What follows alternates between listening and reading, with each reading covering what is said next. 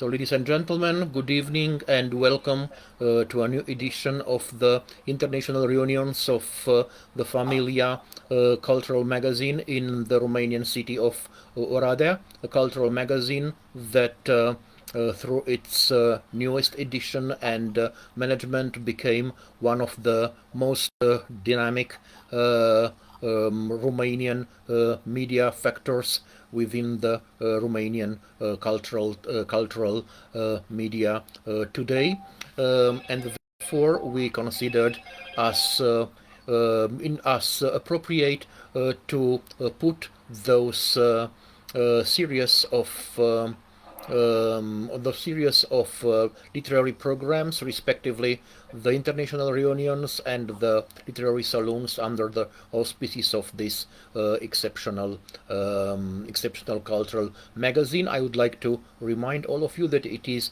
actually the magazine where the most famous Romanian poet, the one considered as the classical national poet, Mihai Eminescu, made his debut in the 19th century. So, ladies and gentlemen, I have some signals that we may not be live, but we'll. I want to check this. I checked several seconds ago. We are live. We are live, very well. Thank you very much. I had a signal that we may not be live, so it was quite an interesting live sequences. Ladies and gentlemen, I don't know whether we are live or not. Yes, we are live. We continue the live broadcasting. Actually, we want to continue. We want to make a kind of continuation towards the previous edition of the international reunions 2 weeks ago, when we celebrated the success of a Romanian classical opus, The Rakes of the Old Cart, translated by Sean Cotter and published by Northwestern University Press. We celebrated there, together with representatives of the American book market and with Romanian scholars and teachers and writers, which established and write in the United States the success of classical Romanian novel. Therefore, it is quite normal that we are interested in the ability of the Romanian contemporary literature of penetrating the American literary market, of being published and translated and published in the USA. So therefore, I decided to try a new edition, a second edition dedicated to the connection, to the relations between the Romanian contemporary literature and the American book market. Ladies and gentlemen, please allow me to warmly welcome here our guests from Romania and from the USA. A warm welcome to two of the best and of the most dynamic and appreciated and admired Romanian authors today, Mrs. Andra Rotaru and Mr. Cosmin Perța. Welcome, Andra. Welcome, Cosmin. And also to our dear guests from the United States, Mrs. Julia Ilmaz and Mr. William S. Peters Sr., better known as Just Bill. Julia Ilmaz is a famous writer and an icon of the world feminism. She comes from Turkey, and she has been working since a lot of years in the United States. William is the owner and the director of one of the most appreciated and admired American publishing houses, Inner Press Child, a publishing house which is which pays special attention to the East, Central and Eastern Europe, and also to the countries of the so-called Third World, to very talented authors which don't have the opportunities of being observed, of being translated and published. That's where the inner child press is there for them. I would like also to mention that Julia is the executive director of the publishing house, and that William was two times proposed for the Pulitzer Prize in 2015 and 2019. So those are our today's guests. And with your permission, I would like to start the readings, so the formal presentation of the Romanian authors. They are authors which got a lot of literary awards in Romania and outside Romania, so intern and international awards. They are very titled and admired and appreciated authors, but I wanted them to be at their first contact with the Inner Child Press, so that we would see the spontaneous reaction of the representatives of this publishing house to their literary works, and then from start after the reading we will start this discussion about what a Central or Eastern European author could do in order to be published in the United States. So, Andra or Cosmin, who would like to start reading from among you? Cosmin. Well, when you told Cosmin, I thought, course, me, of course, me. So, ladies and gentlemen, Cosmin Perța, a great Romanian poet and novelist. He will read in Romanian. I will make share screen with the translation of his poems.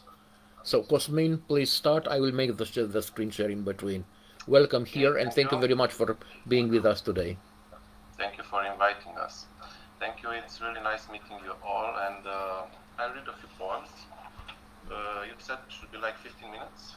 Yes. So we'll just look at the clock and see if I get over 15, I'll just stop. I sent you maybe more texts, just to be sure. So I'm going to read first from my latest book, Lullaby for My Generation.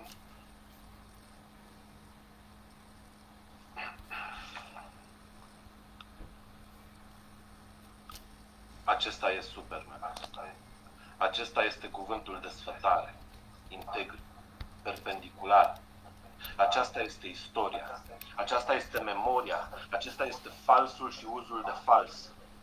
Aceștia suntem noi. Aceștia sunt ceilalți. Aceștia sunt cei care omoară. Aceasta e Franța. Acolo e Marea Mediterană. Acolo e Anglia, Germania, SUA și Rusia, China și Coreea de Nord. Acestea toate sunt legate, sunt identificate, interconectate, vorbim de irascibilitate. Uită-te cu atenție și vei vedea în spatele fiecăruia moartea. Acesta este un nou fier, o mănușă, un chihlimbar, o limbă moartă, un manual de chimie, tendonul, clavicula, presa, presa liberă, presa ocupată, presa de carne, presa de struguri, presa. Uită-te cu atenție și vei vedea moartea. Acestea sunt cimitirele. Aceștia sunt cei ce plâng cimitirele. Aceștia sunt cei ce ocupă cimitirele. Aceștia sunt cei ce eliberează cimitirele. Stai! Nu te mișca. Am pus mâna pe umărul tău. Uită-te cu atenție.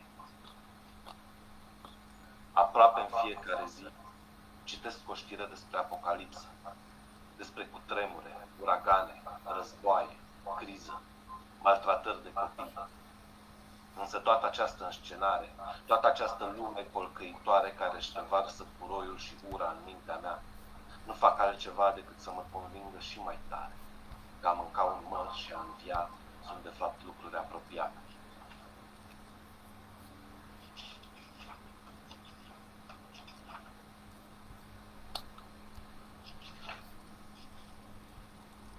De ani de zile vânturile au doborât zidurile vechi. Al patrulea cântec de leagăn pentru generația mea. Iată-mă după 29 de ani la mijlocul drumului. 29 de ani de așteptare. Primii 29 de ani de dinaintea celui de-al treilea război mondial sau a oricărei alte apocalipse. Încercăm să găsim un limbaj nou, post-cibernetic, nanotehnic, un limbaj corect al depersonalizării, al dezumanizării, al tensiunii din aer, al lipsei de continuitate, al lipsei de intimitate, al singurătății între cei mulți, al electromutilării, al electroautizării. Atenție! Intrăm pe teritoriul inarticulat. Eșec. Unde nu mai trebuie să exprimăm nimic. Eșec. Totul se știe, totul e imprecis și totul e nou de la început. Sistemul perfect explicabil al inexplicabilului este un la fel de perfect eșec. Doar o umbră din viețile noastre peste celelalte vieți. O răsuflare peste o fotografie plină de praf. Stăm înfiorați în oboseală și nu ne putem apăra. Uit totul. O dragoste mare trece pe lângă mine la doar câțiva centimetri. A fost o vreme când totul era perfect, când nu aveam conștiință, regret, când nu ne gândeam. Nu mai pasă deloc. Undeva în praful de care pomeneam al camerei tale, o ființă cu trup de crocodil și cap de rinocer te pândește.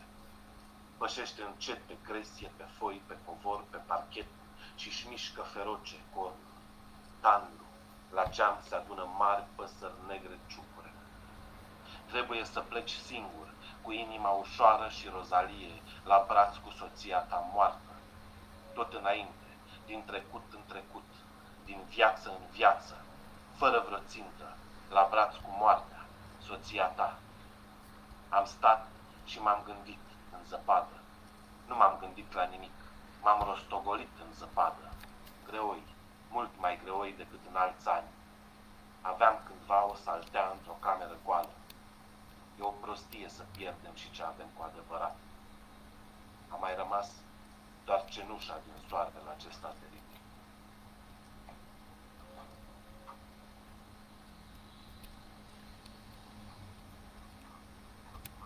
Okay, so those poems were translated by Margento.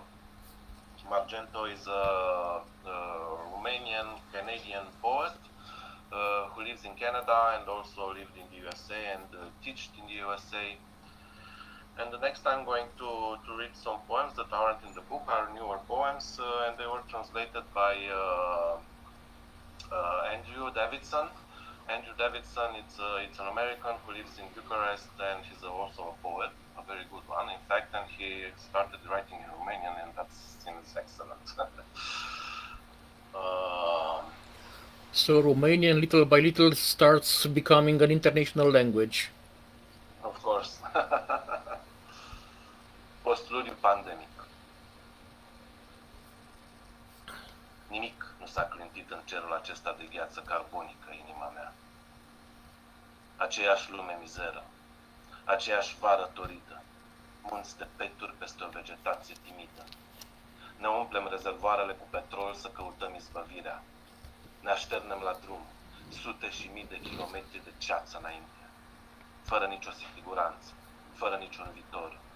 Doar senzația aceea de uscat din esofag, doar picioarele care oscilează mecanic între ambreiaj și accelerație. Amintirea unei copilării oarecare ce se derulează cu repeziciune la riziera privirii, în colțul de fugă al ochiului. Masca mea este pielea mea. Voi intra în casele voastre și nu mă veți recunoaște. Vom mânca și vom bea împreună. Îmi veți spune istorioare cu copiii voștri și eu voi zâmbi amuzat. Vom deschide a treia sticlă de vin și cu ochii mici și împăienjeniți mă veți privi ca pe un drag și vechi prieten. Și nu mă veți recunoaște. Nu există salvare, deși ne amăgim în fiecare dimineață că e acolo, pentru a avea putere pentru încă un croissant și o cană de cafea, pentru alte 8 ore de muncă. Ne amăgim că există solidaritate pentru a nu ne simți atât de inutili și abandonați, ca în primele secunde de viață când doctorul taie cu foarfeca chirurgicală cordonul umbilical. Dar voi nu mă cunoașteți. Masca mea e toată existența mea, o serie continuă de prefaceri și eschive menite să mă protejeze de voi, rasă de ucigași slinoși care crede că totul li se cuvine. Nu suntem prieteni și nici nu vom fi. Singurul meu răspuns e drumul, călătoria perpetuă dintr-o lume în alta, dintr-o viață în alta, dintr-o impostură în alta, departe de voi și apucăturile voastre psihopate, departe de lumile pe care le-ați construit pe cadavre, ambreiaj și accelerație. Nimic nu contează, doar fisurile tot mai adânci și mai dese din cerul acesta de gheață carbonică, inima mea. Am trecut pe lângă școala cu igrasie în care ne-am pregătit pentru viață, pe lângă parcurile în care sporovăiam despre cel mai bun viitor posibil cu scântei în priviri, pe lângă apartamentul înghesuit în care ne-am crescut copiii. Și toate sunt goale și triste acum. Niciun trecut și niciun viitor. Doar un prezent infinit și fără de șansă. Ca nemuritorii aceia din filme care după sute și sute de ani se roagă să moară cumva, pentru că nu mai pot suporta. O baltă proteică în care viața se naște în continuu, dar totuși nu este viață. O rază rătăcită de soare pe un perete umbros acoperit de iederă. Vezi micii acarieni cum se ascund din calea ei îngropându-se adânc în tencuială. Vezi toată istoria acelui perete, cu toate poveștile pe care le-au ocrotit zeci de ani, măcinată și aproape de prăbușire, și nu-ți mai spune nimic. Un portret al unui bărbat îmbătrânit prematur, sprijinit de geamul spart, privind în exterior, și portretul ei, de cealaltă parte, sprijinit de o cutie de tablă răsturnată, în care un buchet de flori uscate de câțiva ani buni încă palpită. Ea se uită înăuntru, ea zâmbește din ramă și pânzele de păianjen se adună concentric în jurul ei, lăsându-i doar zâmbetul acela plin de încredere la vedere. Te strecori înapoi prin ierburile sălbatice ce-ți ajung până la brâu. Te strecori ca și cum ai fi vrut să nu vezi nimic, ca și cum ai greșit și ai acționat o zonă melancolică din creier de care în noua viață nu mai ai nevoie. Fiecare pe cont propriu, fiecare doar pentru el. E singura soluție rațională. O tristețe inutilă, o amintire inutilă. Totul trebuie uitat și totul trebuie să fie lipsit de emoții în noua ta viață. Pentru a supraviețui. Pentru a supraviețui. Pentru a supraviețui. Okay, and the last one, it's a poem I wrote for Porzellan, in a project for Porzellan. And it shares one of his best known titles, that Fuga morții. Drumul acesta nu e drumul tău. Nu a fost niciodată. Am intrat în ochiul furtunii și te-am văzut în vremea războiului. O sperietoare tristă în mijlocul câmpului, cu straie de pânză neagră nămolite și rupte. Vântul te-a plecat dintr-o parte în alta și șuiera trecându-ți prin zdrențe. Orătănii de fier se luptau în adâncul cerului, iar pământul era cutremurat de explozii de proiectile și țăcănit de mitraliere. Tu voiai dreptate, dar nici dreptatea aceea nu era a ta. Zadarnic pe geam pictezi inimi, prințul tăcerii strânge ostași jos în curtea castelului. Dreptatea aceea s-a îngropat odată cu cei ce au pierdut-o. Nu mai e loc acum decât pentru răzbunare, pentru carne sfâșiată agățată pe grindă la uscat, pentru nemișcare. Gândurile tale, mici torpile nucleare, vor împrăștia restul din creierii celor răi pe pereți. Lumea nu poate fi salvată de poezie, nici măcar propriul corp, dar te încăpățânezi să-ți imaginezi cum ar fi fost, dacă ai fi putut plăti. dacă ai fi putut levita deasupra Sfințitului la nesfârșit, dacă trupul tău nu s-ar descompune niciodată, dacă ai găsit dragoste și împăcare, dacă te-ai putea ierta, dacă nu ar durea, dacă nu s-ar fi născut niciunul dintre ei, nici părinții tăi, nici ai lor, dacă nu ar începe, dacă nu s-ar sfârși, dacă ai fi avut mai multă putere, dacă Sena nu ar fi fost atât de rece. Îți scrijelești cu unghia numele pe un zid abandonat în mijlocul câmpului. S-a făcut liniște. Nu te uita în urmă.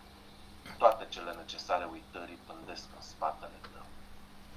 Negru, lapte al zorilor, noaptea te tem dimineața la mează și seara te tem și te tem. Thank you. Ladies and gentlemen, Cosmin Perța, an excellent poet, novelist, prose writer, and all-in-all author, with poems from a couple of different projects of his, from already published books, but also poems that are still inedit, that haven't still been published in some book. Thank you very much, Cosmin, for your for the texts you prepared, and because at the beginning I asked who would like to start, I think it is my duty to ask now who would like to continue. And as initially Andra answered that Cosmin has to start, it is just politically correct to ask Cosmin whom would he like to continue. Andra, of course. Well, I was expecting, but I needed the authorization. Andra Rotaru, welcome. Thank you very much for being here with us. Thank you for inviting me. Because I have a problem with my voice right now, and I cough a lot. I made a video recording, and I hope I will be able to share it. If not, please, Mircea, help me. Yes. Then please try to share your video record, and I will share your translations. Okay? So, ladies and gentlemen, it is still Andra, but from a video record.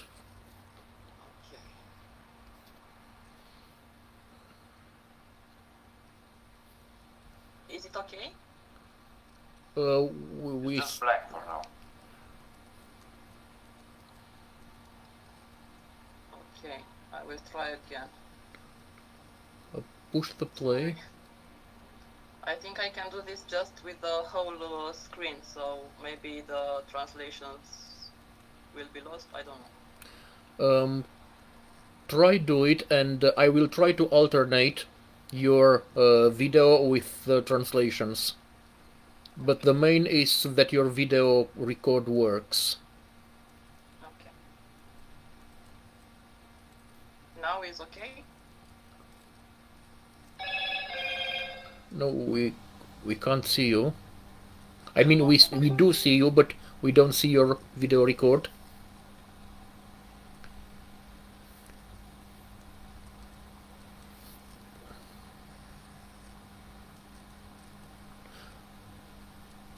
I think that's the one, or it was some. So it's not okay? It was for a second. Ah, okay, so it's not working. Just a second, because no, I don't know how to do it.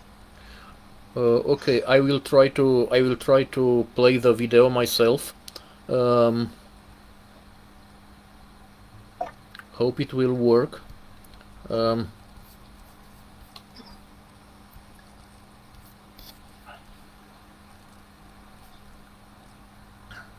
So this should be your. For being sure, I will start screen sharing.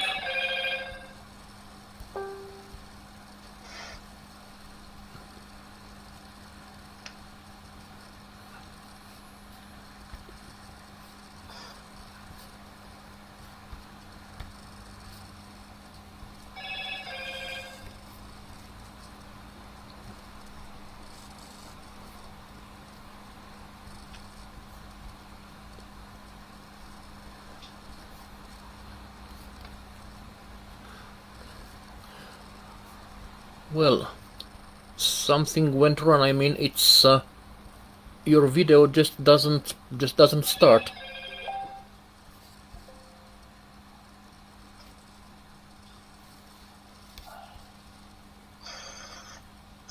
Okay, so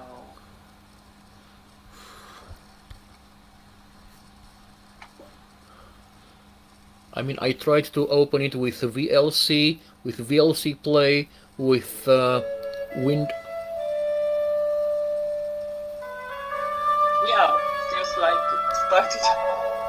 That's the one. Yeah.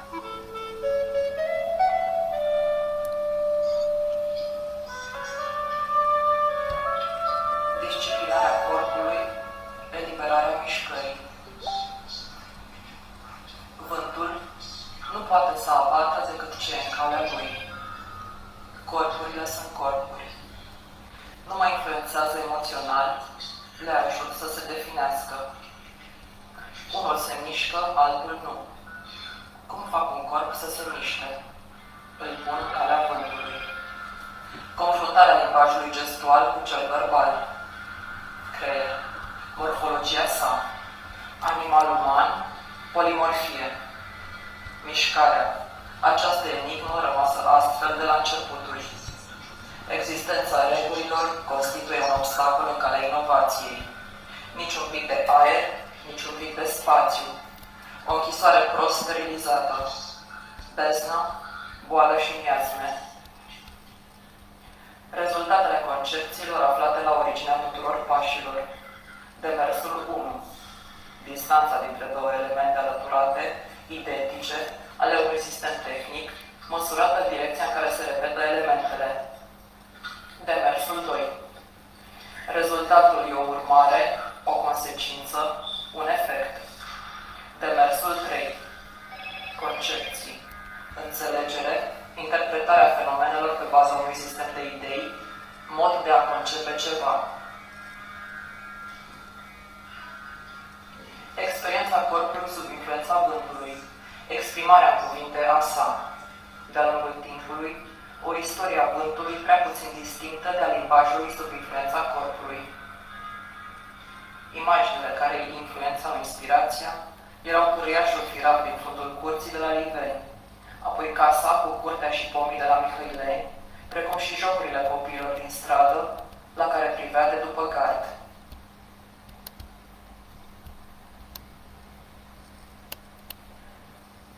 Ce pornește din coapsă? Îndoirea genunchilor apare ca preludiu al elevației. Ce pornește din coapsă? Eu, în viața mea, n-am fost tutelat de nimeni, nici când eram mic. În bătaie cu conotații negative sau pozitive. În bătaia vântului, te rog în bătaie, batalia, stârnirea peștelui, epoca în care se perechează cocoșii de munte, ispirea pământului cu piciorul înainte de desprinderea de pe sol, etc.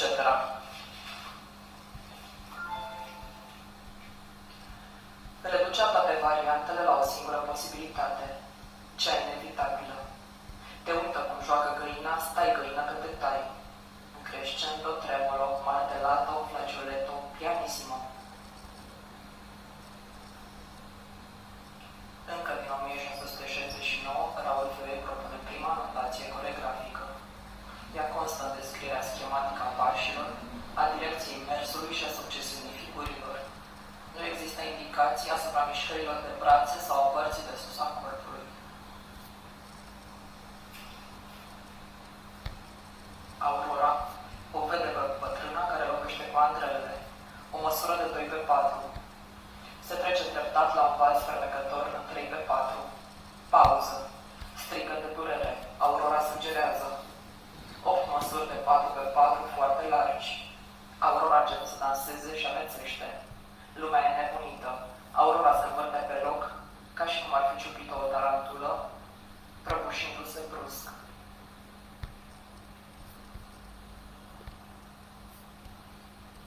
Și din strigătul lor nu putea să iasă nimic. În jurul gâtului se formasă o barieră de corali, niște bijuterii atât de prețioase încât orice șirac ieșit în cale nu era decât o imitație a unei opere de artă. Deschidea gura și avea dinții tociți, de mamiferi marini. Numai lepedele mai au un astfel de camuflaj de apărare. Lepede brocoli, sub apă și la suprafață. Cu gâtul în apă sunt un buchet mătăsos de flori de brocoli. Cine ar atinge, o lepădă scufundată. Trage de lesă și animalul iese, segudul la picioarele ei dă ocol pielii căzute de jur împrejur. Piele de drac de mare, îl ia în brațe. Mirosul corpului stăpânește animalul. Jivina începe să spele omul într-un ritm sâcâitor. Dă animalul jos din brațe și se îndreaptă spre cal. Capul imens al calului cu pleoape lăsate. Mirosul e acolo. Milimetru cu milimetru, pleoapa se ridică. Calul rumecă pielea omului, apoi vrea în brațe. Omul se așează sub animal și le ridică. Se cabrează sincron, apoi își lasă pieile în voia greutății.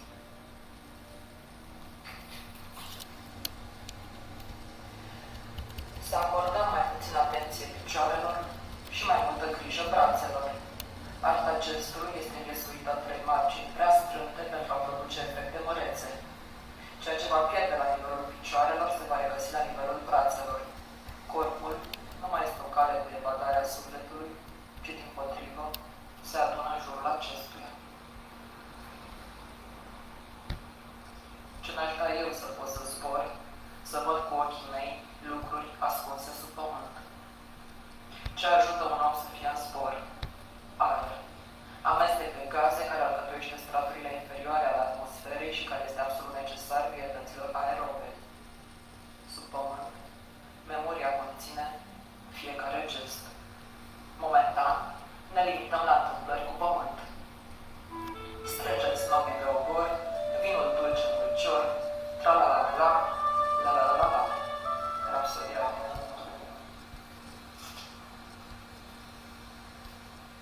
La fel ca algele pe fundul acvariului, nebunii se mișcă în fața oamenilor triști din lume, care îi observă plini de remușcări. Bine ați venit într-un depozit cu gesturi. Se strâng de la corpurile vii. Unul se întinde, altul sare, al treilea se învârte și încep să îmi vină ideile. Dacă aș putea percepe aerul, toate lucrurile din jurul meu ar putea să se miște. Progresia dorințelor ar fi o manifestare a tulburărilor. Oamenii împinși de curenți de aer ar fi într-un neechitabil echilibru. Nu aș aprecia la fel de mult respirația, umplerea plămânilor. În curând, nu ar mai exista alt aer.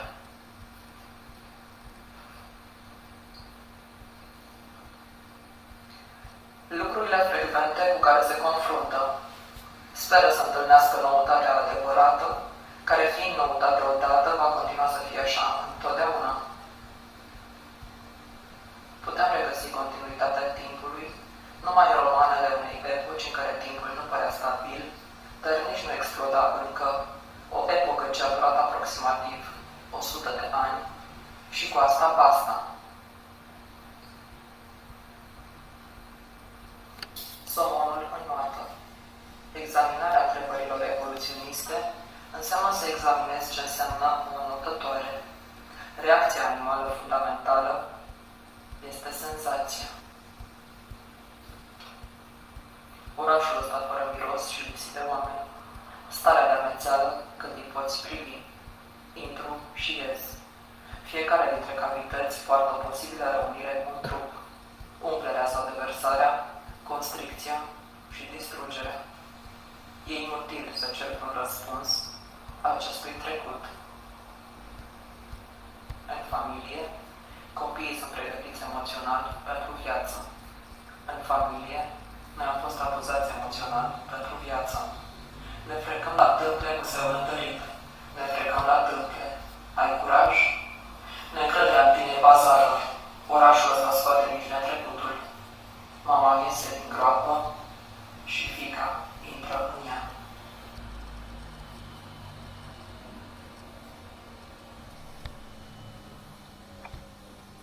So thank you very much, Andra. I tried to alternate the screen share of your video and of the translation.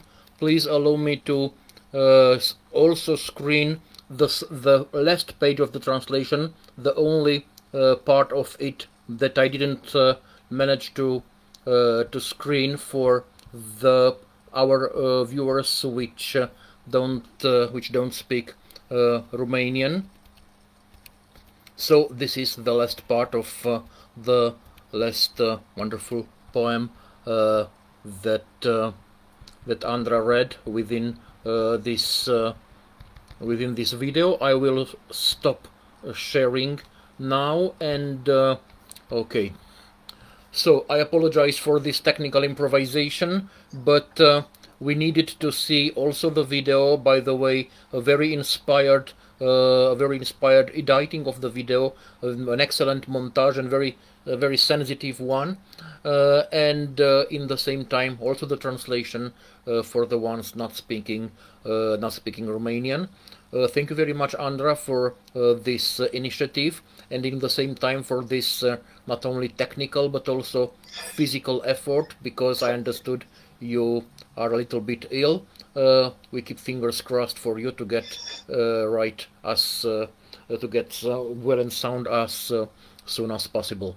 So, ladies and gentlemen, those were Andra Rotaru and Cosmin Perța, two contemporary Romanian, very appreciated Romanian authors. 2 weeks ago we discussed about a classical Romanian author, Mateu Caragiale, that was translated by Sean Cotter for Northwestern University Press, and we were celebrating this magnetism, this fascination that the classical Romanian literature managed to exercise over today's American book market. First of all, I would like to kindly ask our guests, Julia and Willie and Bill, and I would like to thank both of them for their kind appreciations to the address of the works of our Romanian guests.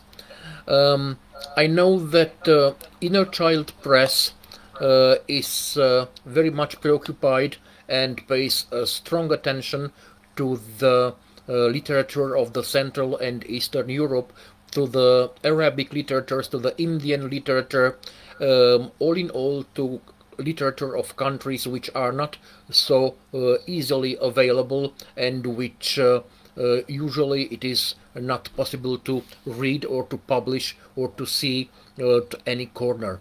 Tell me please whether this doesn't make your activity of publishers in the United States more difficult, more complicated, and whether isn't it a kind of not only a challenge but also a way of working in a less easier way.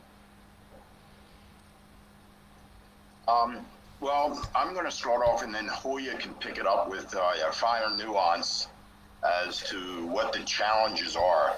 And let me first start with a disclaimer. Our company motto is building bridges for cultural understanding. Now, the main challenge we have being American, and American English is different from British English, different from Australian or New Zealand English, and different from Canadian English. The challenge going forth is if you're using a translator, for the translator to maintain your cultural expressions, and how you in your native country express things, and then make it relatable that we can understand what it is that you're attempting to convey to us. And that is probably the biggest challenge that we have. And I must say this, and I'm not trying to be offensive in any manner, so forgive me, but not all translators are created equal. Okay? They're not created equal. For example, if you take a translator who is not intimately familiar with the English language, not only in the book aspects, but also the practical applications of the English language, meaning that they basically speak it in conversation, then a lot of the translations gets lost between your tongue and our tongue. And we see that all over the world. We see it in the Arab countries, we see it in the African countries, we see it in the European countries, regardless of what they are, whether it's French, Italian, or Slavic, Baltic, or what have you. And we also see it in the Indian cultures and the Pakistani cultures as well. So all over the world, that is probably the number one challenge, is to how do you maintain your authenticity through the interpretation of a translator, and then make it, if you would, ingestible and digestible on our end. And the same challenge applies for us. If, for example, Dan, if you were translating my work into Romanian, that same challenge would exist for you or for me. The disadvantage we have is that most of us as authors are happy to get our work translated into another language, and most times it's not a language we understand, so we're amiss in reference to the intimacy of what we're trying to express, and that can kind of throw off, if you would, throw off the understanding. In this particular session, I was particularly impressed, Cosmin, with your translators, because your translators seem to have an intimate feel for our English language. And I guess that's primarily because Northwestern Press, which is a notable firm, and also one of the translators, I believe, was Canadian. So they're probably the closest to speaking Americanish, if you would, than, say, a British translator. So, those are the nuances. Having a working knowledge and also a in-depth understanding of languages when we're going from one language to another, whether it's English to Romanian or to, Albanian or to, French or vice versa. So, so the last suggestion I would have before I turn it over to Julia is that, yes, coming from a foreign language, you can hire a translator. And if you're not familiar with the language, what happens is you really don't know how good a job that translation is. I would suggest that to try to get a translator that is intimately familiar with the language you're translating into. And, a lot of times what happens is the people who per se may know English, know it as a passing by language, but not an intimate language. And if they don't have the vocabulary, then, because English to me is a very complex language, I'm still learning it after 70 years. And it's also a growing language, with the colloquialisms and things of that nature. So, it's always a challenge. It's a challenge for us. And I'm going to turn it over to Julia, because this is more her wheelhouse in the editing department, of trying to, if you would, make sense of what is attempted to be being conveyed, from a foreign language. So, Julia. Thank you, Bill. First of all, I definitely agree with Bill in his stressing what he stressed as far as the publication between two languages or transliteration between two languages gives us, actually, or we are faced with. I have been a literary translator before I became an editor. I have been an editor for a long time, but I have, as I said, throughout my college years, as well as after, during my PhD, etc., studies, I have been a literary translator. I have seen the flaws and actually beyond flaws, the significance of one tiny little mistake in the that has come up in my dissertation. I'm not going to get into the details of that. So Bill has mentioned, of course, the editing part. The translate. I'm not going to repeat what he said as far as the translator, any translator, being really not only competent, in the English language from the American point of view, as we call it in a joking manner, Americanish. There is quite a different audience here as far as the English-speaking readers are concerned. So the translator has to have mastered that English.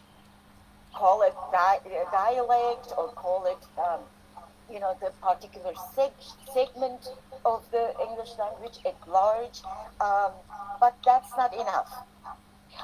We talk about, I hope this is not going to sound like I'm promoting, or we are promoting, my services as an editor. It's not. Those of you who know me, Mirkeya, then you know me, you have known me for a while, so that's not it. I just want to open, with an open heart, mention this. Why an editor? Why a professional editor?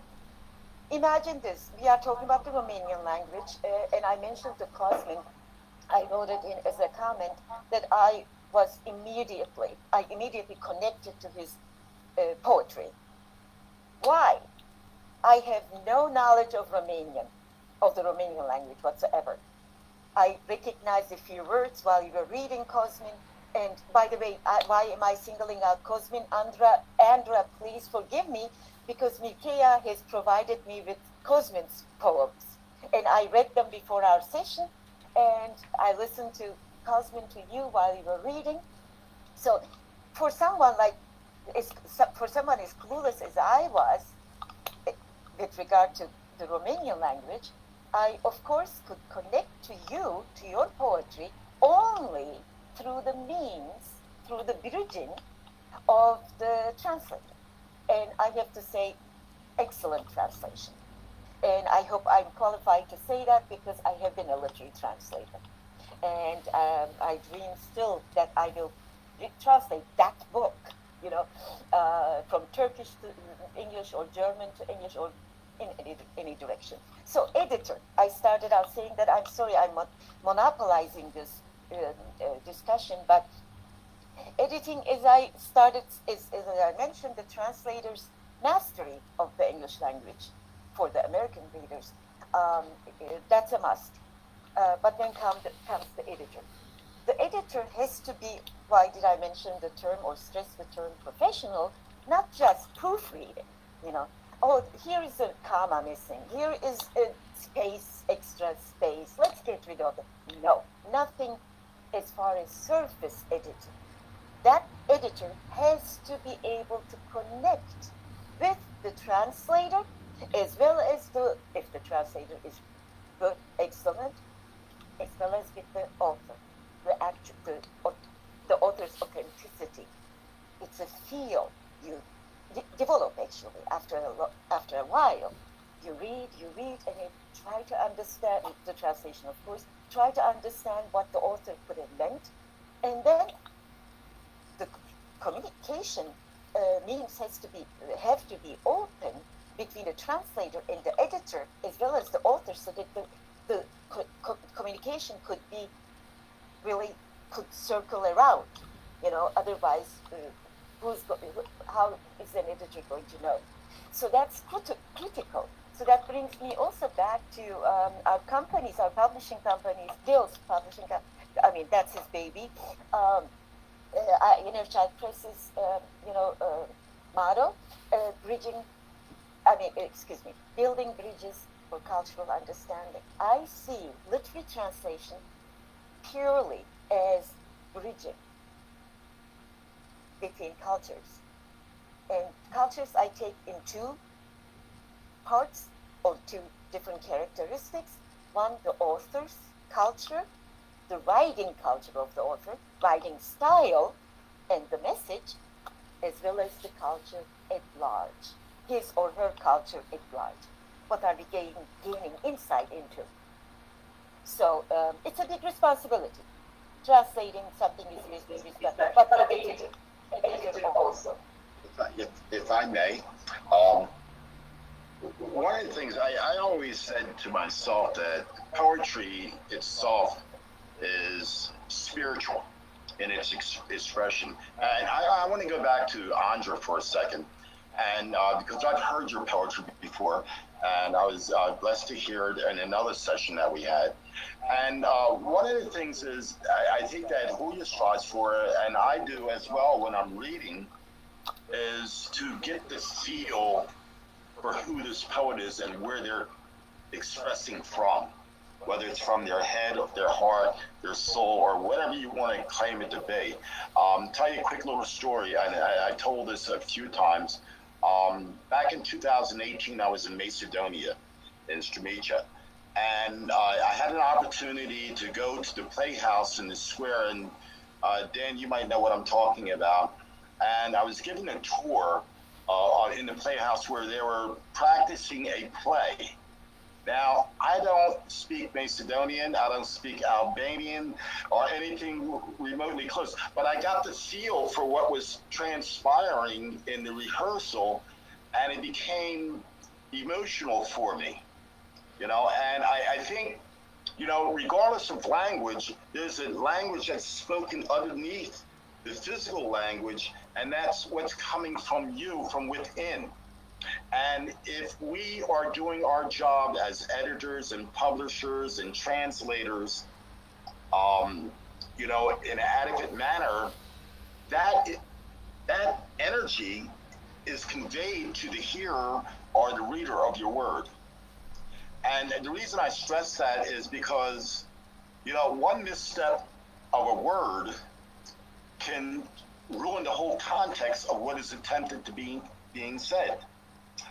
For example, in the Romance languages, and I'm not too adept in the Romance languages either, but in the Romance languages, the transitive verbs has, gender, like Layla, whether it's male or female. You say the wrong thing, the wrong preface, in that verb, it can become offensive.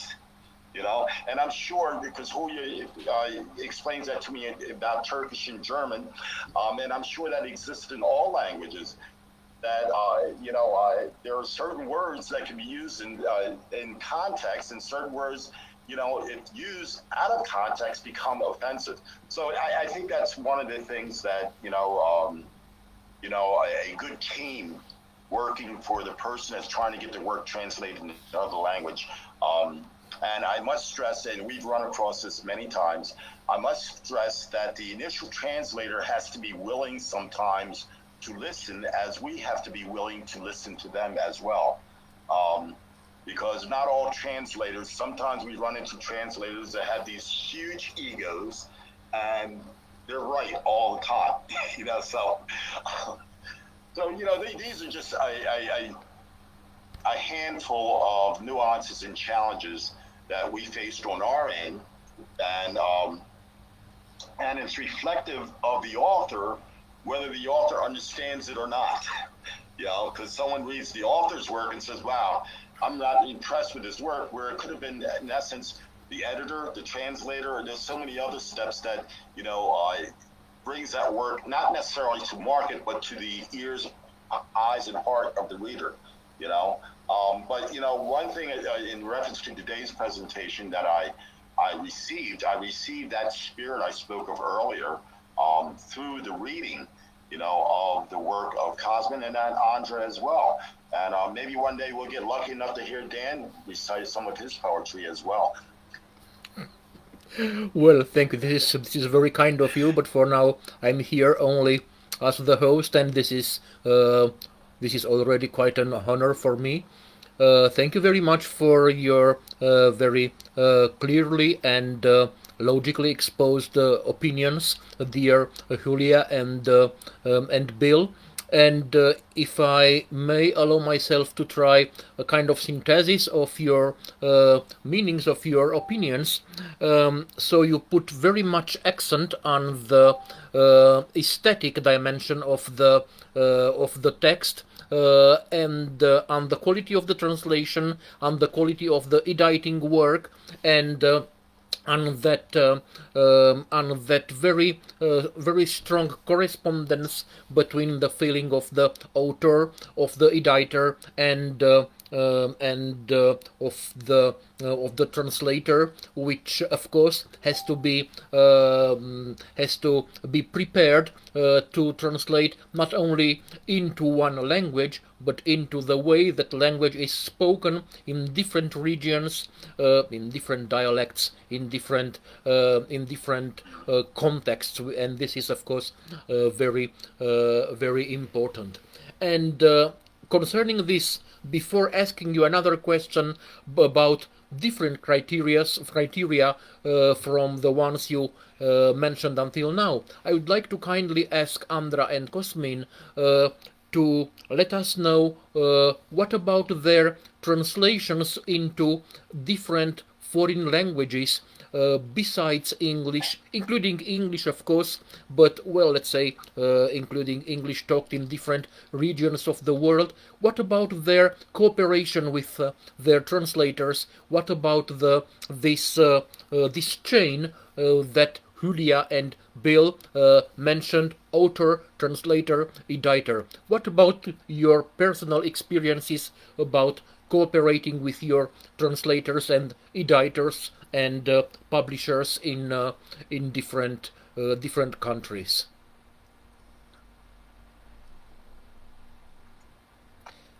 I'm sure that if I ask Andra, Cosmin will I start. will say Cosmin and vice versa. The strangest moment of my life was when my book was translated into Spanish, and I don't know Spanish, at least just several words, but horrible. Yeah, so I couldn't understand what the translator was doing, and at some point I started to sing or to dance in front of the translator just to be sure the meaning is okay, understood by the translator. And also in Sweden it was the same thing, but I think in Sweden the translator was like me, or we shared many other opinions or qualities or things that we liked, so it was better. But it was strange, and eventually the poems were translated, I think, in a good manner. But it's difficult when you don't know the language. It's funny, but it's not pleasant or something like this. And yeah, and tell me, please, it was the translator or the publisher who no, the translator. who chose your text? It was a translator, and then he or she found a publisher for your works in Sweden, respectively in Spain. No, I wasn't published in Sweden. It was a workshop, a translation workshop in Sweden, and we tried to translate each other's poems. So yeah, that was the event in Sweden. In Spanish, I published in 2008, I think. Yeah, but the most important, the most recent translations were in US at Action Books, where I collaborated with Florin Bican and with Anca Roncea. Next year, my rebar will appear in at Saturnalia Books. I don't know the pronunciation exactly in English, because I won several contests there, and Asymptotic Journal and some other publishing for newspapers or journals. So yeah, in my case it was a context which led to the publishing of the books. So a very important element. Contest you took part in, you took part to, and contests, competitions you won. So this actually... Yeah, and several residencies, because these are very important. That's how I met my translator, Anca Roncea, and then she applied to several contests, and we won. And yeah, this was a big thing, I think. But it was just chance, or I don't know. I had a good translator probably. Anyway, it is. Thank you very much for stressing at least three very important aspects. That means the connections the translator has in the and the book market of the respective country, the connection, the if you want, the psychological connection between you and your translator, and yes, why should we not agree with this? Why should we not recognize the chance? It is a very important factor, a very important element. Getting some residencies, getting some winning some competitions. This could be very important elements in making you known on the respective literary market. Thank you very much, Andra. What about your experiences, Cosmin? Oh, so I'm sorry to interrupt you. May I ask one question to Andra quickly? Andra, has your translator worked with an editor, or have you worked with an editor? In other words, the threesome interaction, was it there? I'm just curious. The first interaction was between me and the translator, and then the translator with the editor. Oh, okay, thank you. So, third persons.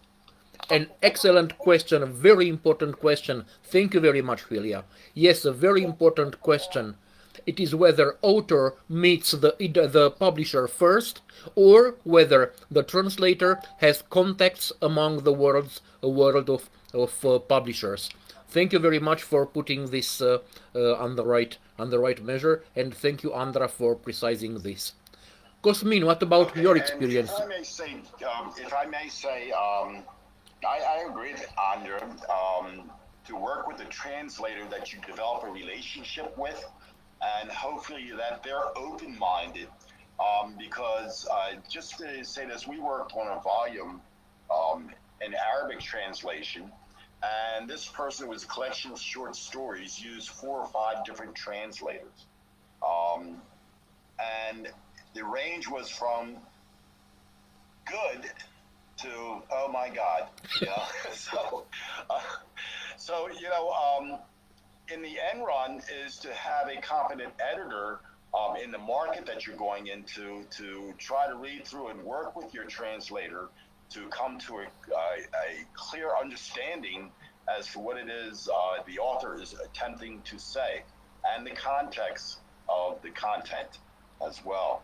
So there's been many times that we've seen books that hit, and even my books that hit multiple translators, and also hit multiple editors in order to come to a final product. And that's not unusual here in the States, especially with novels and prose, is to have multiple editors have a look at the manuscript to come to a clearer understanding, a more finite understanding as to what is attempting to be conveyed by the author. Yes, also a very important mention about the connection, about the relation between editors, publishers, and authors, and which actually stresses, I think, a little bit more that dimension of the chance, that dimension of the luck, whether me as an author could be or could not be so lucky to find a translator and publisher which used to think and which are able to think on the same sorry, maybe I should make a video record as well, just as Andra, because seems this cough seems to be a little bit general today, or at least for 2 of the persons present here. So whether the translator has contacts, and mainly whether the publisher feels the respective text, the respective work would be successful in the respective context. Cosmin, what about your experiences with translators, publishers, editors, and so on? Well, when I started going to international festivals, initially I used some translations made by Romanians, And when you're in front of the public, you can immediately see if something's wrong. You can see that the text is not working in the designated language. So I was asking people, mainly random, how's the translation? How does it sound in your language? And they were honest, and they told me it's bad. So starting then, I only worked with native translators, and that's important.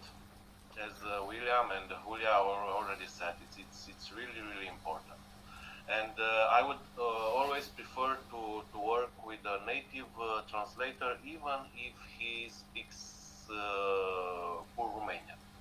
Even if I have to stay with him and talk and explain more, and because I'm sure that the result is more important. If I don't know, it's of no use to me if he's a perfect, Romanian speaker and he cannot deliver it in English, for example. So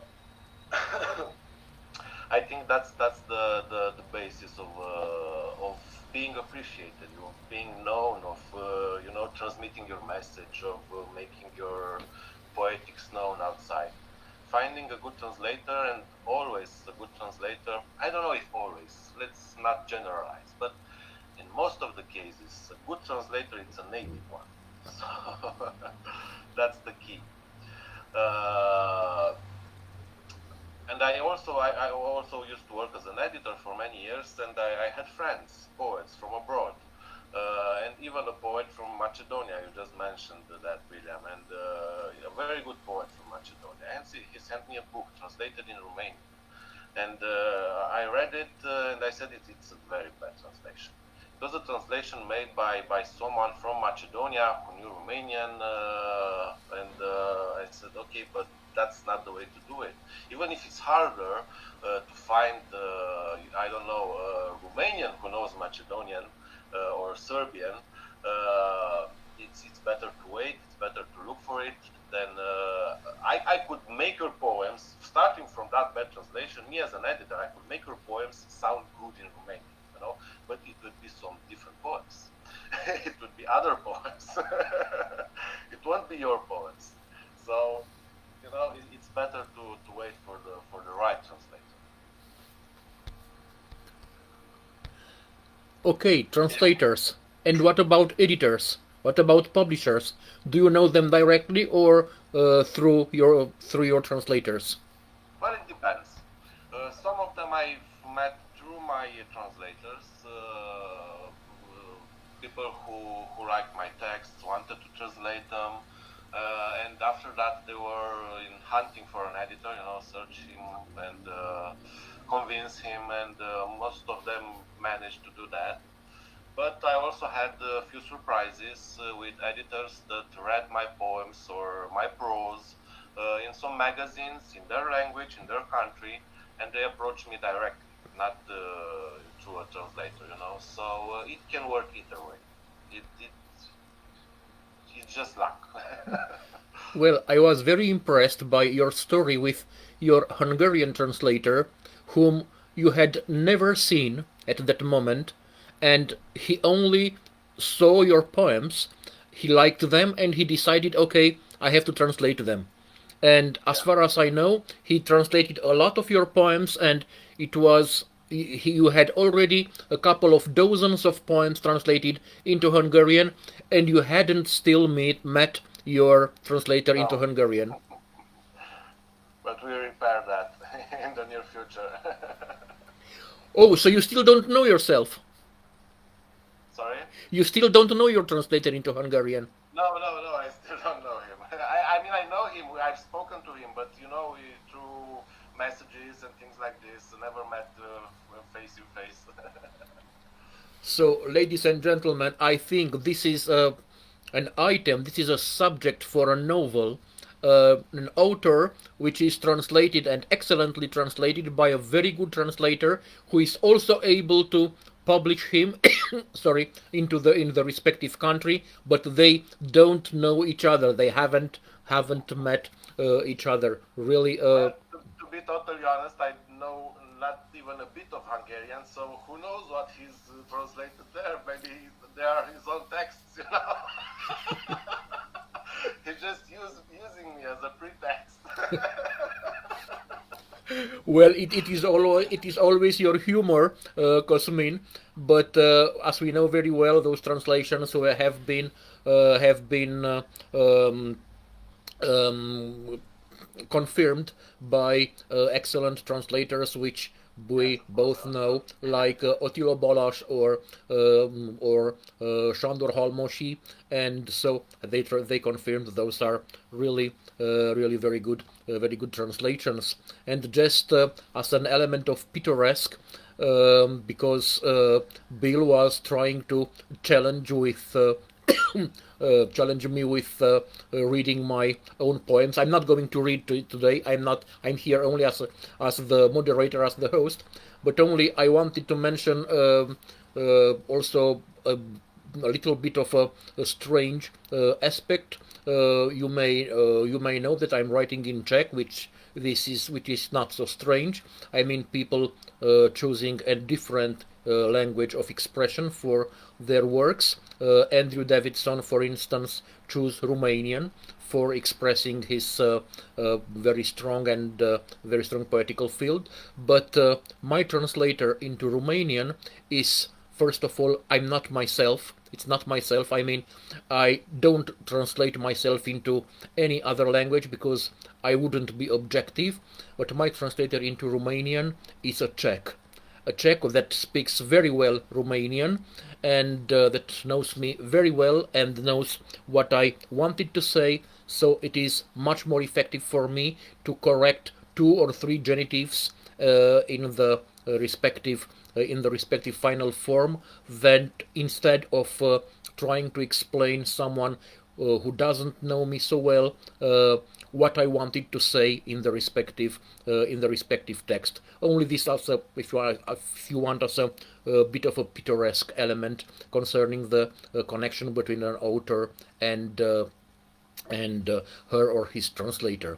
Thank you very much, Cosmin. And further, I would like to kindly ask Julia and Bill about those criteria which don't fit only into the talent of the translator, into the aesthetical dimension, the quality of the texts of the author they want to translate and or publish in that respective country. What about the context? What about the feeling of the publisher? What about the feeling of the editor, whether the respective author will or will not be successful in the country into its language he or she is going to be translated, in this case the United States? Did it happen sometimes that you felt that a certain author is very talented, it's great, but he or she would not be successful in the United States? So what would you do in this kind of situations? Let me clarify that a bit, Dan. I think as artists, if you would, we write from a certain place, the things we wish to share and express and hope that people will understand. And as soon as that book is published, we turn our hats around and think in terms of that if it's not marketed, if it's not selling, then it's a failure. And that's not the truth of what we do as artists. What we do as artists is we express and then we let it go. Wherever it goes is always a success, even if it goes to one person.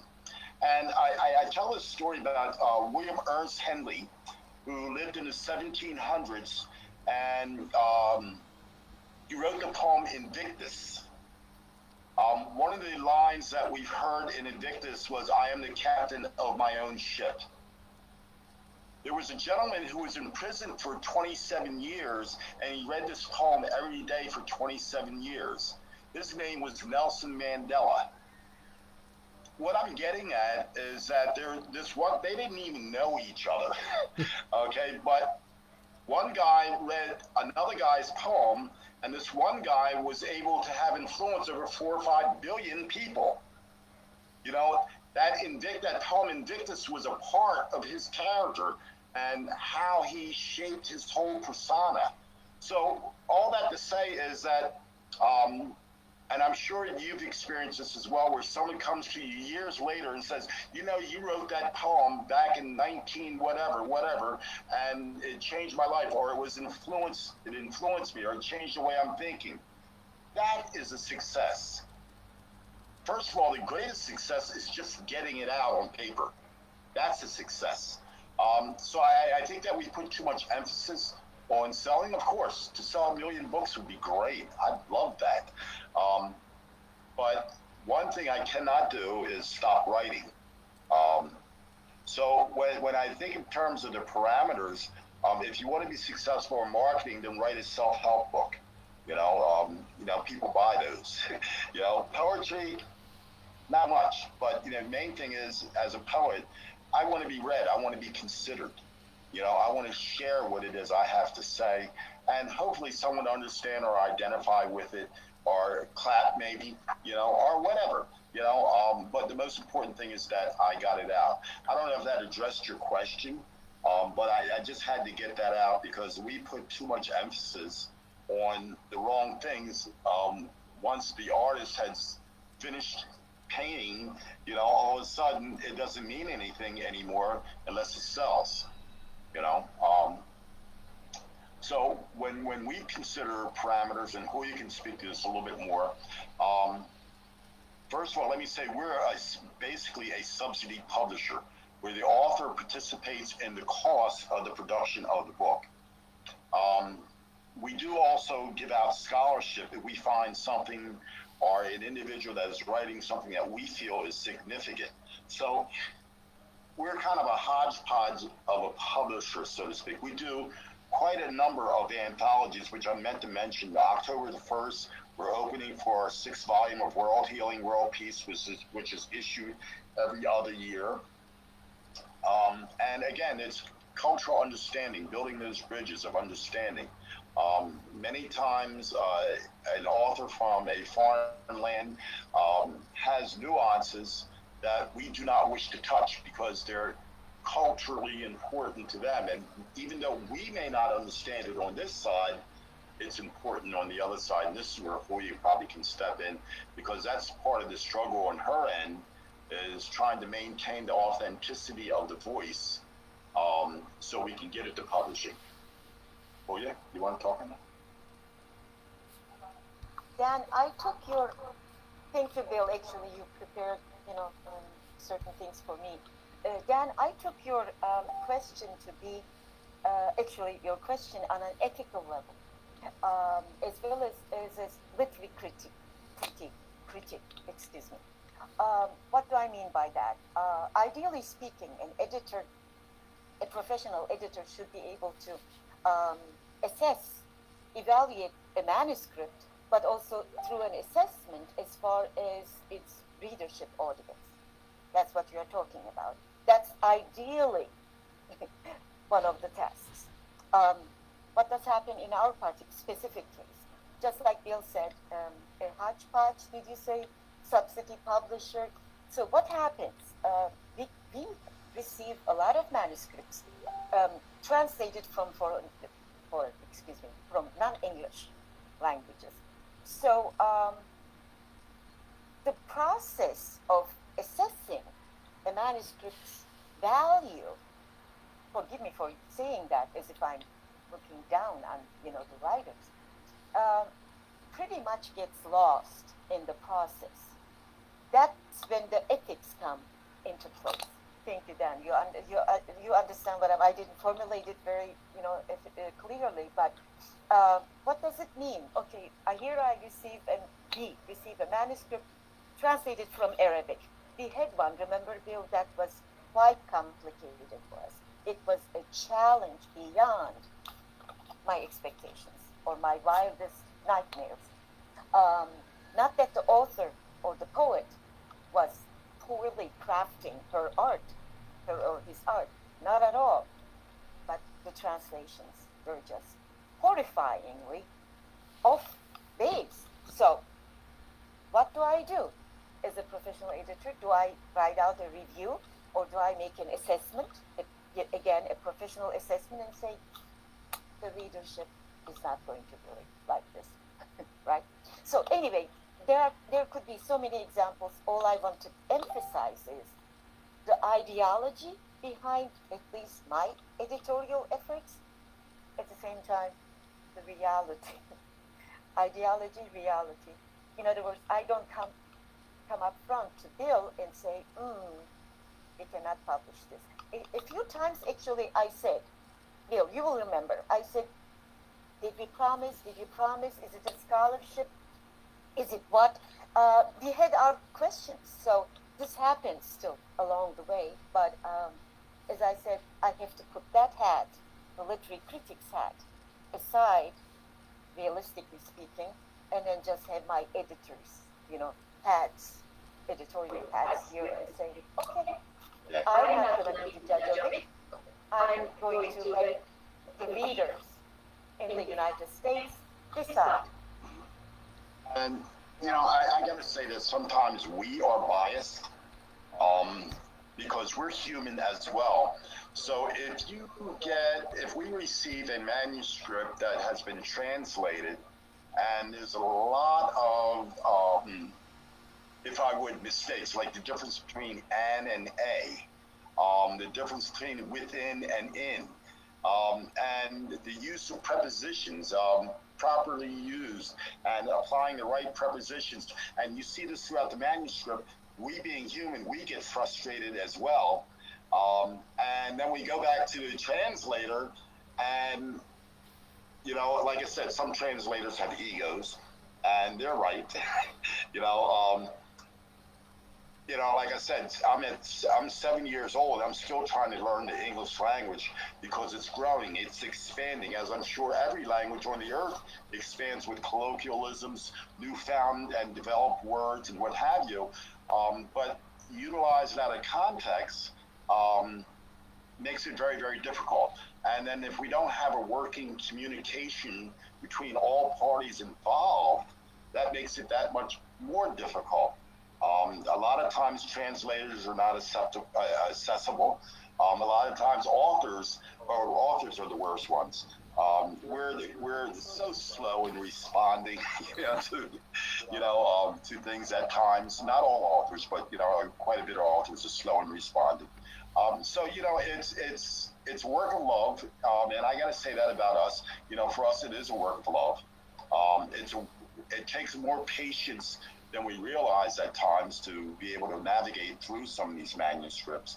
But as Julia said, our struggle is to maintain not only authenticity, but an ethical position, in reference to why are we doing this, who are we doing this for, what is the objective of the author, and it's always the author's objective that outweighs ours, and also the translators.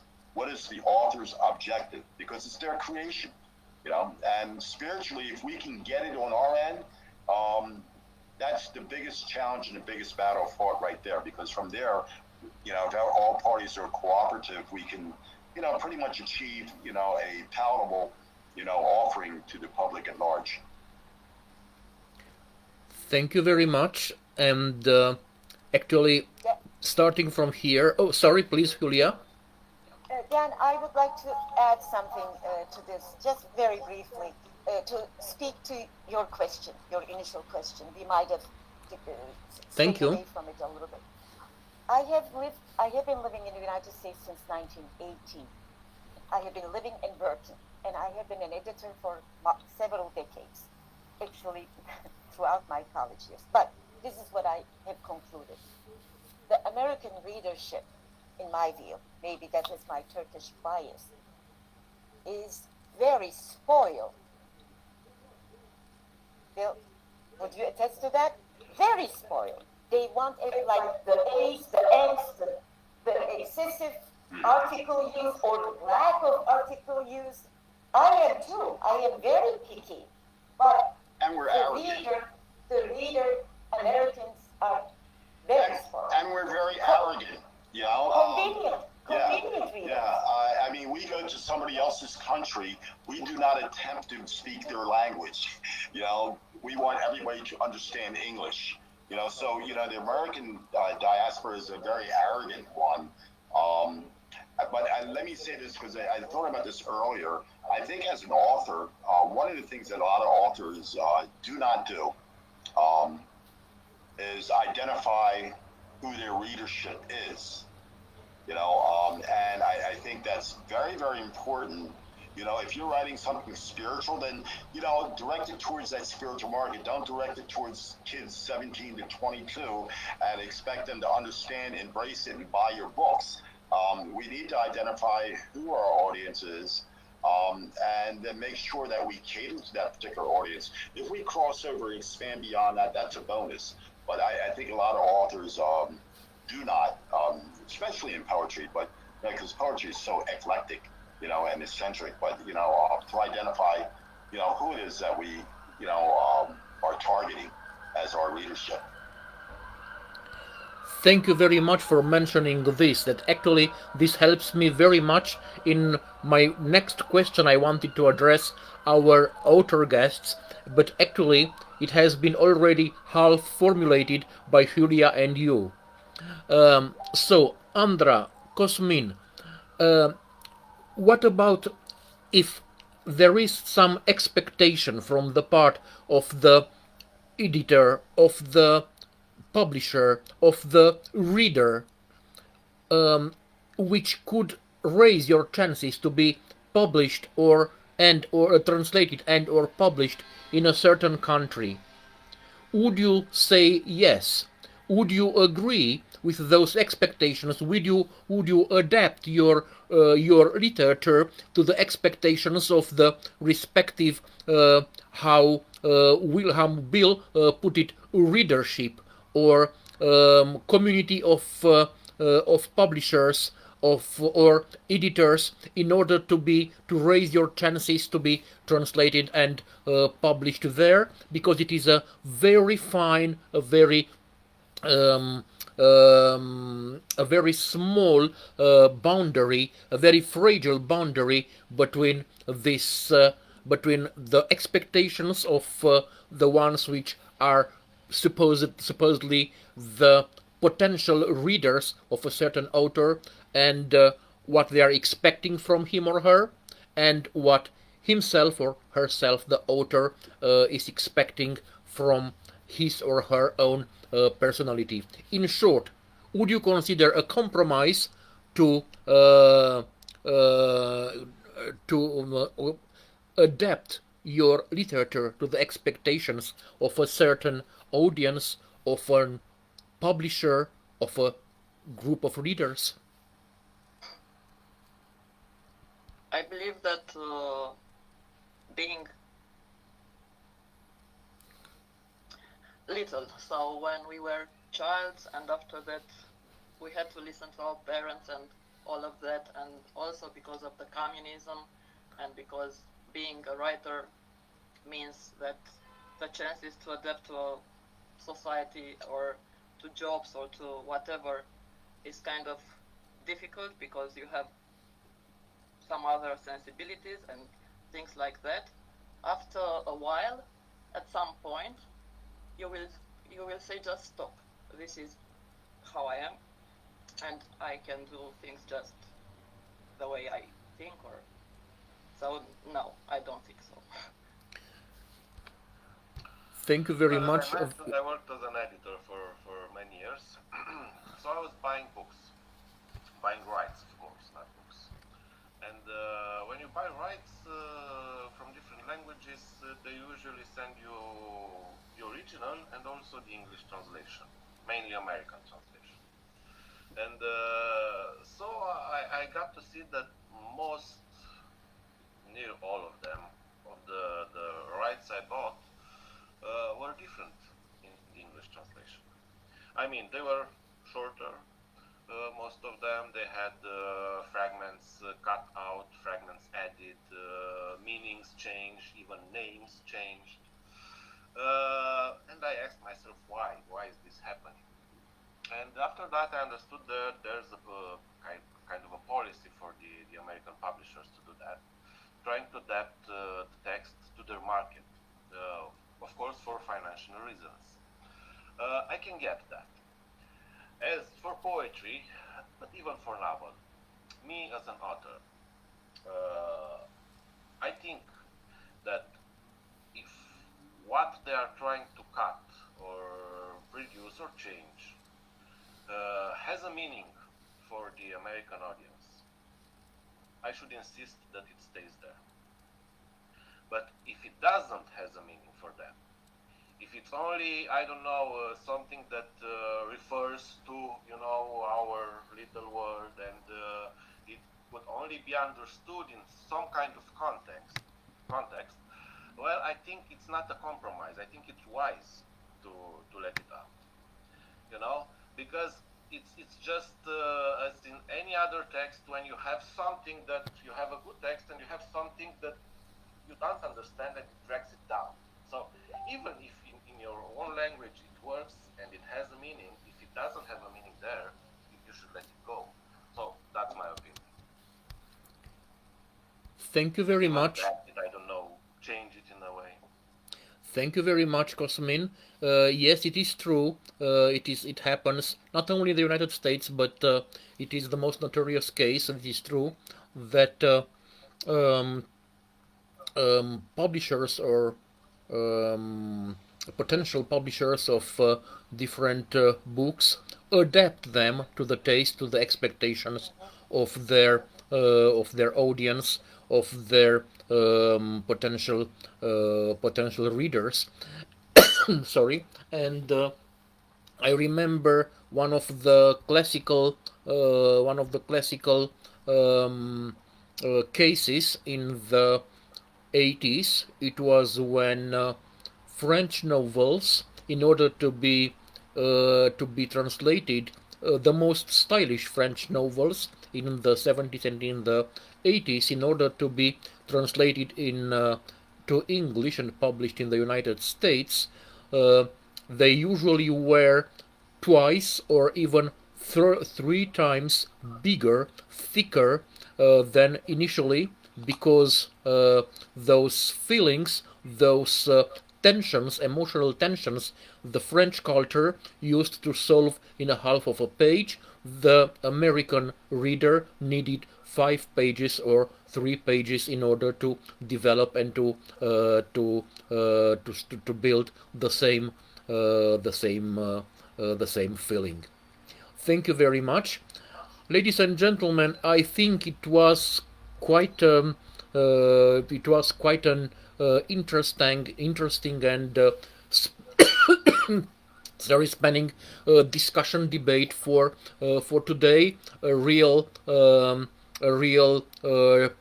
dual and in the same time complementarity of ideas. Before splitting and saying goodbye for this evening, I dare to address maybe the riskiest question, and this asks for the publishers, also for the authors. Given the fact that we are living today within an era some even call the era of political correctness, and giving the importance, the political dimension has the tendency to raise more and more as a criterion for publishing some author or some book. I would like to ask you, as publishers, also authors, whether you have ever met this aspect, or whether should I call it this problem of the political dimension, whether you felt you were stopped into being published or translated because of political reasons, or whether you as publishers felt that you wouldn't like to publish an author because his or her political convictions are different or of yours or unacceptable for you. And now, really, who would like to start not only among Andra and Cosmin, but among Andra, Julia, Bill, and Cosmin? It is up to you to decide. Yeah, that would be okay. Um, while Bill is coming over, I I would like you to start. I don't know whether you've heard dance, but as far as any author being, you know, not banned but prohibited from publishing as far as you as a publisher. Did I understand that correctly, Dan? Yes, yes, Right? Yeah. it's perfect. Because of his own political stance, etc. So, did you face any such privilege or challenge? Um, we've had over the years, you know, especially the last decade, we've had a few. One of the things that we do not indulge in is erotica or sex-oriented, type of work. Um, and the other thing is hate speech, which some of the anthologies that we published, for example, we published an anthology titled Palestine. And we had to be mindful because, of course, we had a lot of people on both sides of the fence, Palestinians and Hebrews, that submitted. But we had to go scrub through to make sure that there remained a humanitarian aspect as opposed to a hate aspect. And that's the best way I can say it. And as I said, we have World Healing, World Peace coming up, and we have to be mindful of that as well because there's a lot of conflict all over the globe going on, ethnically, border-wise, between countries and what have you. And, our particular stance is, as we said, building bridges. We're not looking to burn down the bridges that we have already. We want to shore up the bridges that we do have and be able to communicate from a humanitarian perspective as to how we can better the world for all of us, or, providing hope or solutions, reconciliation, those particular type of things. I don't know if you think that addresses the question, Julia? Yeah, so we don't have the opportunity to ban much, and we'll publish pretty much anything except those areas that I just mentioned, hate and sex. That doesn't mean I hate sex, but hate sex.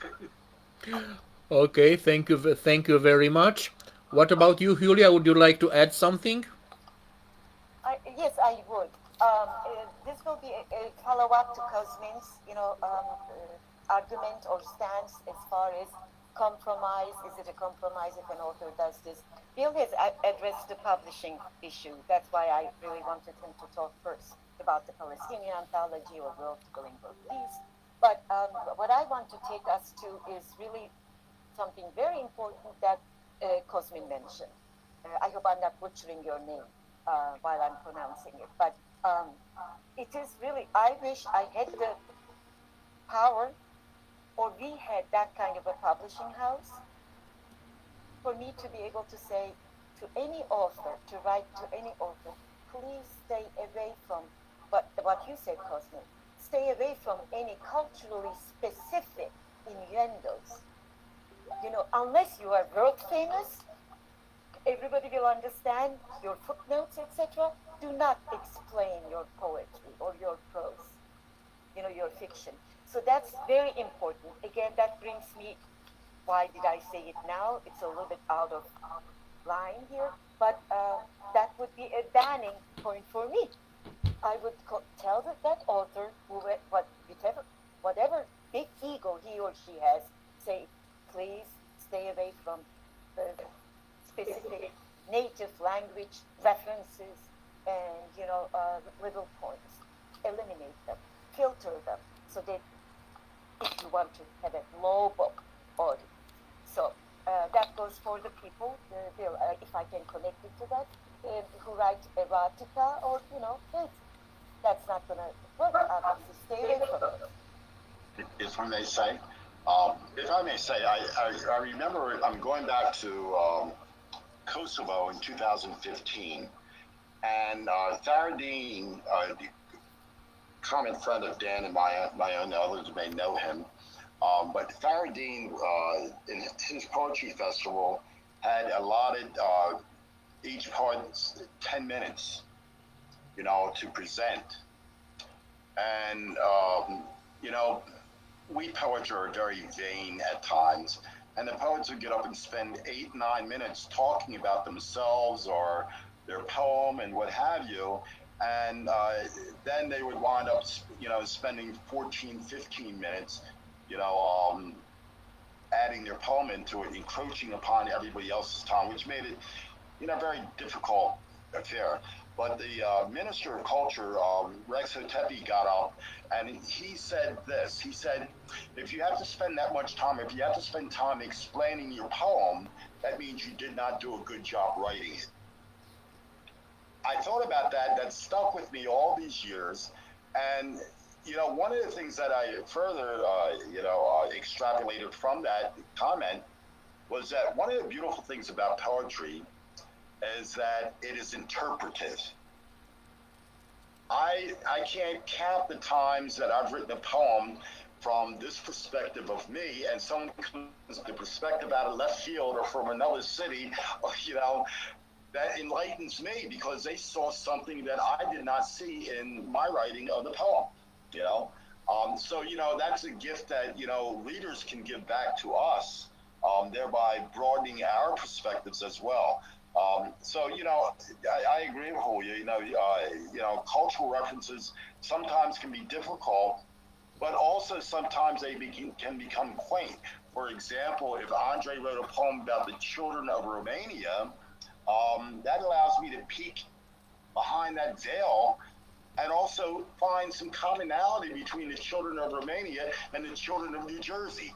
So I mean, because I think that we have more in common than we have that is different, other than language. A clarification.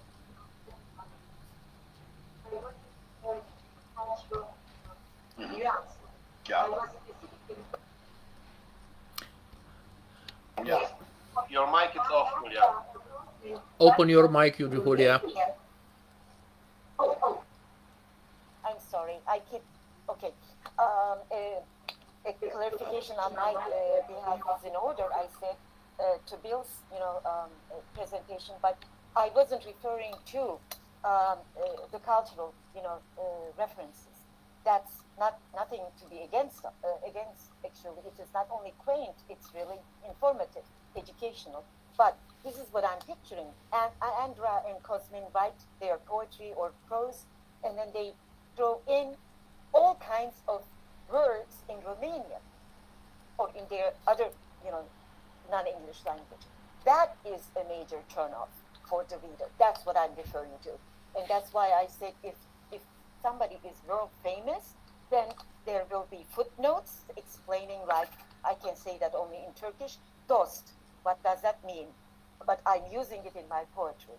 Arkadaş, I'm using it in my poetry. What does it tell you? That it's like, huh? Right? In the middle of it. Not about Romanian children or something. I hope I clarified that enough, because I'm referring to the non-English language elements, segments being used in the creative writing. Thank you for precising this. Thank you for clarifying this, Julia. And before kindly asking Andra and Cosmin to answer the same question concerning the ideology, which actually you and Bill enlarged, generalized to much more interesting aspects that the ideology itself. I would like to mention only one aspect concerning those unindicated followings of the specific traditions of a certain culture in translation. For instance, I had the opportunity of reading a translation from Japanese into English, into actually more like a British English than less American one.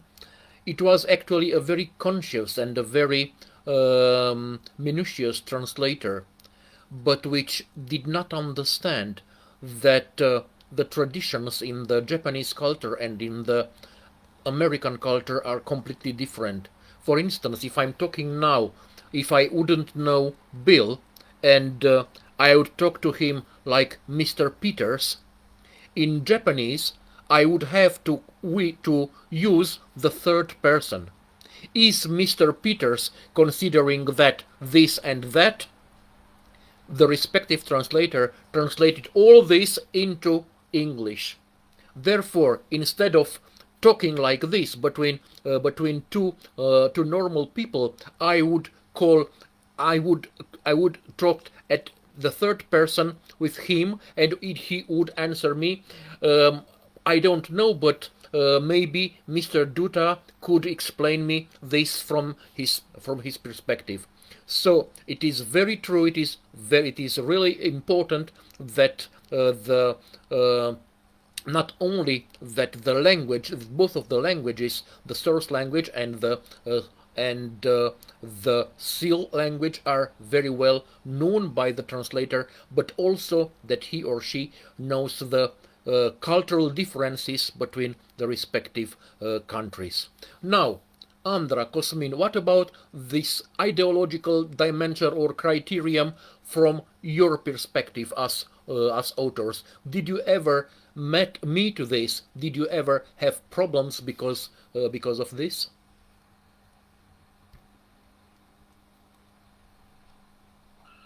Well, I don't have any problems with political correctness then. Political correctness is a tool meant to, I don't know, to control abuse, all sorts of abuse. It's a tool meant to protect us, in fact.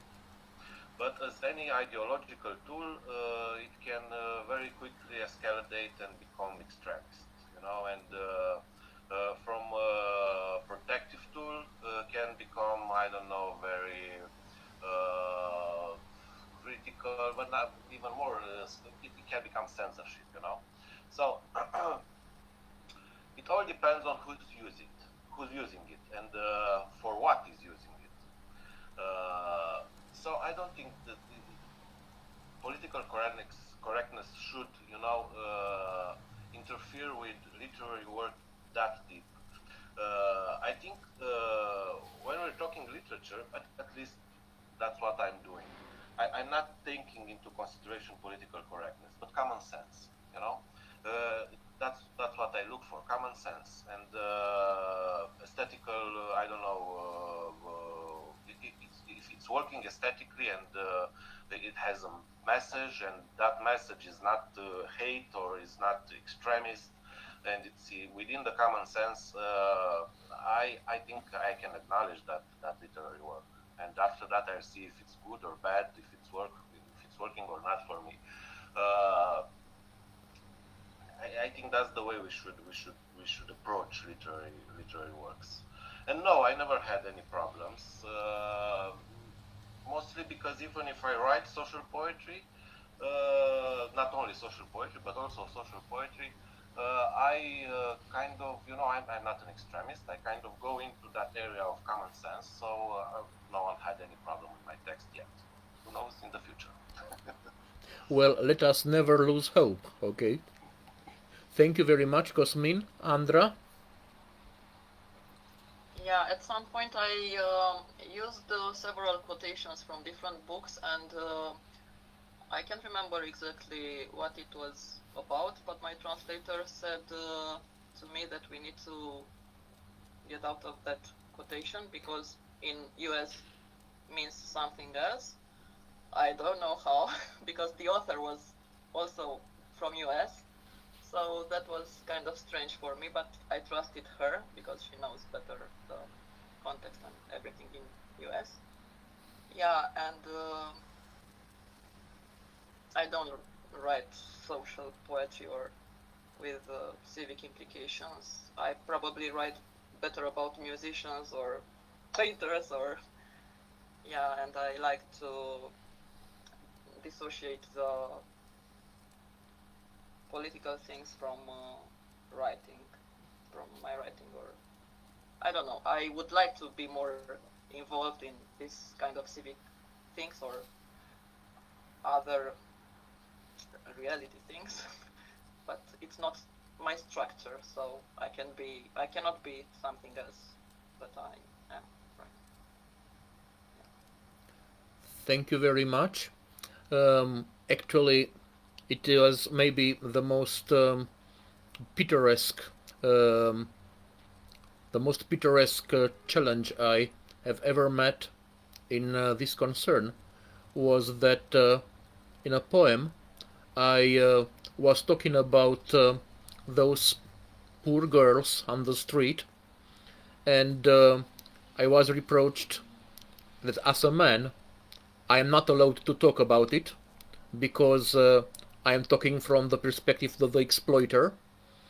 And it happened that for the same publishing house I had translated a whole poetry collection, it is true, written by a lady, which was talking 90% about those poor girls I was talking about. And when I reproached this and I said, listen, this lady I translated for you for the same publishing house is actually talking only about those girls I am not supposed to talk, I was answered yes, but she's talking from the perspective, from the female perspective, from the perspective of the victim, so she is allowed to do it. So this was my toughest meeting, if you want, with this indirect censorship determined by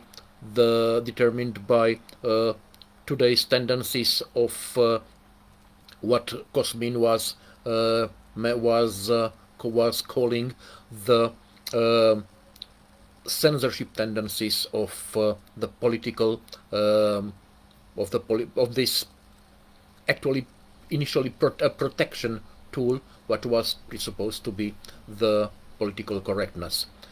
Well, all in all, let us try not to be exaggerated in any dimension, not let us try to be convincing and balanced in what we are writing, what we are expecting to from the others, and what we are defining as criteria for aesthetics, for publishing, for being read and understood. Ladies and gentlemen, if someone would like to address some questions to our guests from the audience, but among themselves or all in all, now is the not only the latest but also the best moment, because I feel the tension reached a certain level when questions would be really welcome. So if you want to raise some questions to our guests, this is the best moment to do it.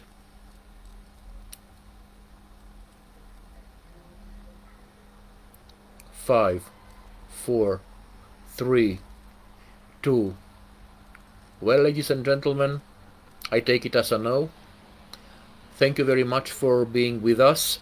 Today we're at the 11th edition of the international reunions of the Familia cultural magazine. Thank you for this very interesting debate, for your very interesting and original aspects you came with within this debate. Thank you for telling us more and making us understand better your perspective as publishers, respectively as authors, and all in all, thank you for making this edition of the international reunions at least as interesting as the other ones have been before it. Have a wonderful evening here in Central Europe. Have a wonderful, let me see, afternoon, I guess, in the United States of America. And we are looking forward to meet you again within another edition of the literary saloons or of the international reunions. I would like to mention that next week we intend to maybe organize a second performative edition of the literary saloons, because the one last week was very interesting, was very successful, and maybe in a 2 weeks' time we will program again. We will reschedule that technically not managed edition with Romanian authors and Hungarian translators and representatives of the respective literary market. Be with us. We are going to look forward for you, and good luck in everything you are doing.